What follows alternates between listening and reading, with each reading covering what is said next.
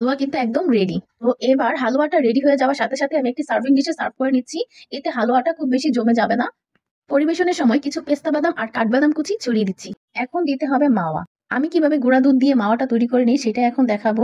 এজন্য আমি full cream গুঁড়া দুধ নিয়েছি আধা কাপ পরিমাণ।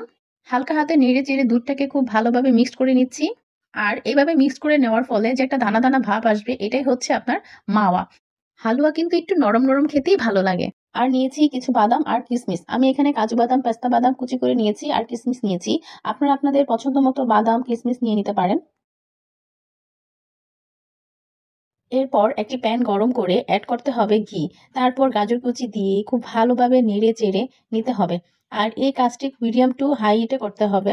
গাজরগুলো যখন ভাজা হয়ে যাবে, তখন এর কাঁচা গন্ধটা দূর হয়ে যাবে। আমার গাজরটা খুব ভালোভাবে ভাজা হয়ে গেছে। এই যে চেপে চেপে দিচ্ছি, একদম কোনো পানি বের হচ্ছে না, আর কাঁচা গন্ধটা নেই। এর মানে গাজরটা ভালোভাবে ভাজা হয়ে গেছে, এটা বুঝে নিতে হবে। আর ঠিক এই সময় অ্যাড করতে হবে লিকুইড দুধ আর এলাচ। আমি এখানে ২ কাপ লিকুইড দুধ নিয়েছি। এই দুধের মাধ্যমে গাজরটাকে পুরোপুরি সিদ্ধ করে নিতে হবে। আপনি প্রয়োজনে ঢাকনা দিয়ে একটু ঢেকে নিতে পারেন। আর যদি ঢাকনা ছাড়া সিদ্ধ হয়ে যায়, তাহলে এভাবেই সিদ্ধ করে নিতে পারেন। যেহেতু গাজরটা খুব কুচি করে কাটা হয়েছে, তাই সিদ্ধ হতে খুব বেশি সময় লাগেনি। ২-১ বার উল্টিয়ে পাল্টিয়ে নিতে হবে যেন সব সাইডে গাজরগুলো পুরোপুরি সিদ্ধ হয়ে আসে। আমার গাজর কুচিগুলো সিদ্ধ হয়ে একদম সফট হয়ে আছে। আমি চেক করে নিয়েছি। এই সময় এড করতে হবে চিনি। আমি এখানে ১ কাপের মতো চিনি নিয়েছি। আসলে মিষ্টিটা আপনারা আপনাদের পছন্দ মতো কমিয়ে বাড়িয়ে নিতে পারেন। আর এড করছি সামান্য লবণ। আমি ১/২ চা চামচ লবণ দিয়েছি। জাস্ট একটু টেস্টের ব্যালেন্সের জন্য। আপনি চাইলে স্কিপ করতে পারেন। তবে মিষ্টান্ন খাবারে লবণ দিলে টেস্টের ব্যালেন্সটা খুব ভালো হয়। চিনিটা অবশ্যই গাজরটা সিদ্ধ হয়ে যাওয়ার পরেই দিবেন। আপনি যদি গাজরের পায়েস করতে চান, এই সময় গাজরটা নামিয়ে নিলেই রেডি হয়ে যাবে পায়েস।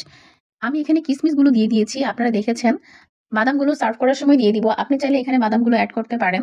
জালটাকে এবার মিডিয়াম করে দিয়ে পানিটা টানিয়ে নিয়েছি। এখন দিতে হবে মাওয়া। আমি কিভাবে গুঁড়া দুধ দিয়ে মাওয়াটা তৈরি করে নিই সেটা এখন দেখাবো।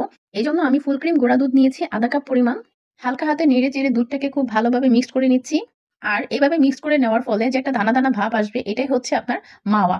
গুঁড়া দুধ আর ঘি দিয়ে কিন্তু মাওয়াটা তৈরি করা হয়। তো আমি এখানে গুঁড়া দুধটা মিক্সড করে নিচ্ছি আর সবশেষে ঘিটা দিয়ে দিব। সবশেষে নেড়ে চেড়ে নিয়ে আমি এড করে দিচ্ছি ১ টেবিল চামচ পরিমাণ ঘি। চুলা থেকে নামানোর আগে এই ঘিটা দিলে ঘির একটা টাটকা ফ্লেভার হালুয়াতে পাওয়া যায়, যেটা খেতে খুবই ভালো লাগে। ঘি দেওয়ার পর আর বেশিক্ষণ নাড়াচাড়া করব না। আমি ঠিক এ পর্যায়ে একটু ভিজা ভিজা থাকতেই হালুয়াটাকে নামিয়ে নিব। কারণ এটা ঠান্ডা হয়ে যাওয়ার পরও আরো কিছুটা জমে যাবে।